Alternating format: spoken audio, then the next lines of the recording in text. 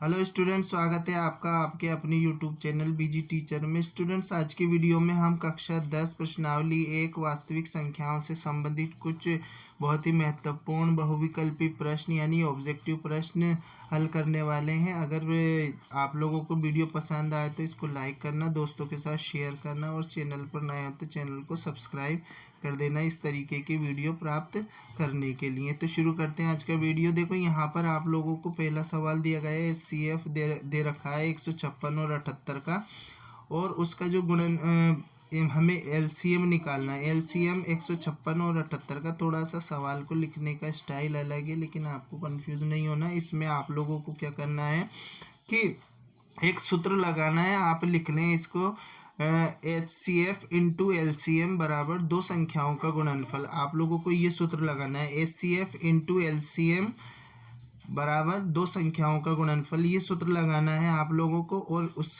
सूत्र के हिसाब से आप लोग जब हम करेंगे तो क्या हो गया, एच सी एफ यानी कि 78, ठीक है, एल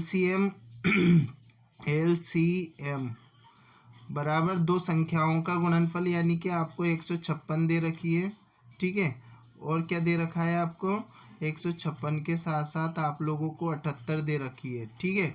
तो हमें एलसीएम निकालना है, तो यहाँ पर सूत्र बन गया H C F into LCM बराबर दो संख्याओं का गुणनफल। तो दो संख्याएं आप लोगों के सामने है 156 और 78। तो आप लोग क्या करेंगे, 78 को इस 78 से कट कर देंगे और आपका एलसीएम जो निकल के आएगा, आपका एलसीएम निकल के आ जाएगा यहाँ पर 156, ठीक है। 156 आपका एलसीएम हो जाएगा। तो आपका आंसर क्या हो गया, 156।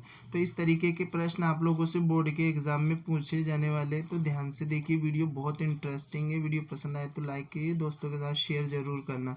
देखते हैं अगला प्रश्न क्या है, और अगला प्रश्न है आपका 1095 अपॉन 1168 का सरलतम रूप ज्ञात करो। तो इसका सरलतम रूप ज्ञात करने के लिए देखो, यहाँ पर ये संख्या बड़ी है, और यहाँ पर अगर हम एक एक संख्या को भाग दे के देखेंगे तो काफ़ी समय लगेगा। इसलिए हम क्या करेंगे, पहले इसका एलसीएम एचसीएफ निकालेंगे, यानी हाईएस्ट कॉमन फैक्टर निकालेंगे। हाईएस्ट कॉमन फैक्टर ऐसी संख्या होती है जो इन दोनों संख्याओं को डिवाइड कर दे। तो उसका सीधा सा तरीका है कि आप बड़ी संख्या में छोटी संख्या का भाग दें, बड़ी संख्या में छोटी संख्या का भाग दें। आप 1168 में आप 109 का भाग देंगे तो एक बार चल जाएगा। 1095 का भाग देंगे तो एक बार जाएगा। तो ये हो गया 109 और ये 5। तो क्या बच रहा है यहाँ पर, 8 में से 5 गए तो 3 बचेंगे आपके यहाँ पर, ठीक है, 3 बच गए। और यहाँ कितने बचेंगे, 7 बचेंगे। तो आप लोग अब जो शेषफल बच रहा है उसका आप लोगों ने पहले जिस संख्या का भाग दिया था उसमें भाग देना है, यानी कि 1095 में 73 का भाग देना है। ये महत्तम ज्ञात करने की प्रक्रिया है, ठीक है, 95। अब देखो यहाँ पर ये कितने बार चला जाएगा।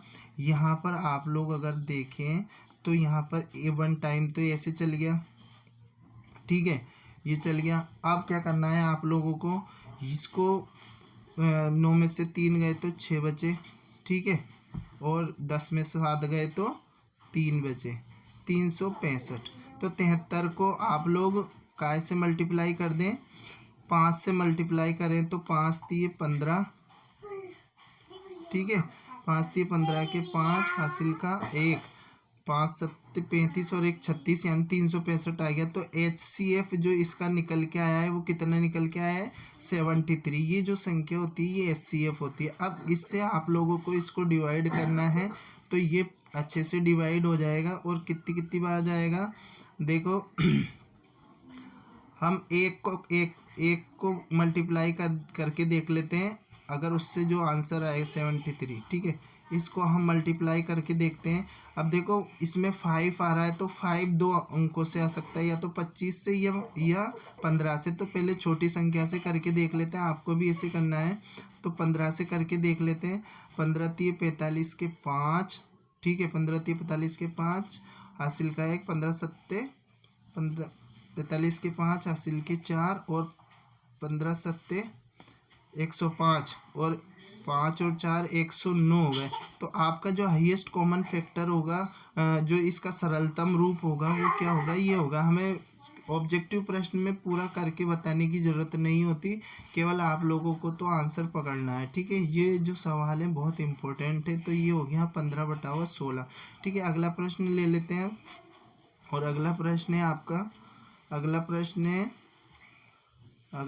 है आपका निम्न में से कौन सी परिमेय संख्या को शांत दशमलव के रूप में व्यक्त किया जा सकता है। तो किसी की भी वह कोई सी भी संख्या शांत दशमलव कब होती है, जब जो हर है, हर काय में हो, हर हो आपका 2 की पावर n और 5 की पावर n के रूप का हो, 5 की पावर n के रूप का हो। तो आप लोग क्या करेंगे, इनके अभाज्य गुणनखंड करके देखेंगे। तो अभाज्य गुणनखंड करके अगर हम बार बार देखेंगे, आप लोगों को आते होंगे अभाज्य गुणनखंड। देखो 30 के करें तो 6 पंजे 30 होता है ना, 6 × 5 होता है। और 5 इसमें 3 आ जाता है। 2 × 6 के करें तो 2 × 3 × 5, 2 × 3 × 5 हो गए। तो इसमें 3 आ गया, तो ये तो होगा नहीं, ठीक है। तो ये कट हो गया। अब यहाँ पर अगर हम देखें तो हम 442 के करके देखें। अगर 442 में आप देखें तो 4 अब देखो यहाँ पर 462 के करके देख रहे हैं हम, है ना। 462 में 3 का भाग दे के देख लेते हैं। 3 एकम 3 और 3 पंजे 15 और 3 चौक 12, तो ये हो गया 154। तो 154 हमें 3 तो लेके ही नहीं आना, हमें तो केवल 2 की पावर n और 5 की पावर n में आंसर चाहिए। तो यहाँ पर 3 आ गया, तो ये भी कट हो गया। अब देख लेते हैं 165 के में आता है नहीं आता। तो 165 में देखो 5 से काटेंगे इसको, अगर 3 से काटे तो 3 पंजे 15 और 3 पंजे 15, यानी कि 3 से कट रहा है, तो ये भी नहीं होगा। तो आंसर हमारा जो बचा है वो क्या होगा, 4 की पावर 625 इसका आंसर हो जाएगा, ठीक है। तो 625 पे आप अभाज्य गुणनखंड करके देख लें और उसका आंसर निकाल लें, ठीक है। इस तरीके से आप लोग सवाल नंबर 3 करेंगे। अगला सवाल ले लेते हैं हम। और अगला सवाल है आपका, वह बड़ी से बड़ी संख्या जिसमें 245 तथा 1029 को भाग देने पर क्रमशः 5 शेष बचे। तो यहाँ पर जब इस तरीके का प्रश्न आप लोगों से पूछा जाता है तो आप लोगों को सिंपली क्या करना है, बड़ी से बड़ी संख्या पर ध्यान देना है। बड़ी से बड़ी संख्या का मतलब है आपको हाईएस्ट कॉमन फैक्टर यानी महत्तम समापवर्ती निकालना है। उसके लिए आप क्या करेंगे, 245 में से जो शेषफल बच रहा है उसको माइनस करेंगे, ठीक है। तो ये कितना हो गया, 240 हो गया, ठीक है। 240 आ गया।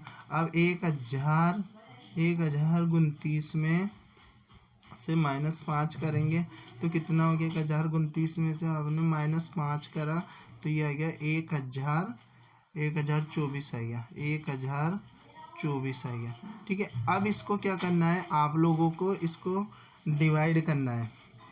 अब आप लोगों को इसका महत्तम समापवर्ती निकालना, 1024 और 240 का आ जाएगा, ठीक है। तो 240 और 124 का आप लोग पूर्व में बताई गई विधि के अनुसार आप लोग में से निकाल लें, यानी महत्तम समापवर्ती निकाल लें और उसको देख लें। तो अगला सवाल ले लेते हैं हम।